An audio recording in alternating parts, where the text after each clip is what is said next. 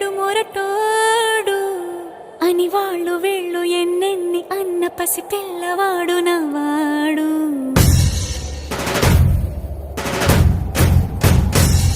విడు ముండోడు అని ఊరు వాడ అనుకున్న గాని మహారాజు నాకు నవ్వాడు.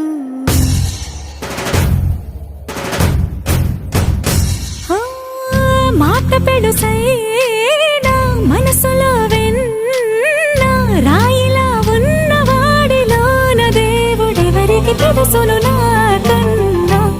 సూసేకి అగ్గిరవ్వ మాదిరే ఉంటా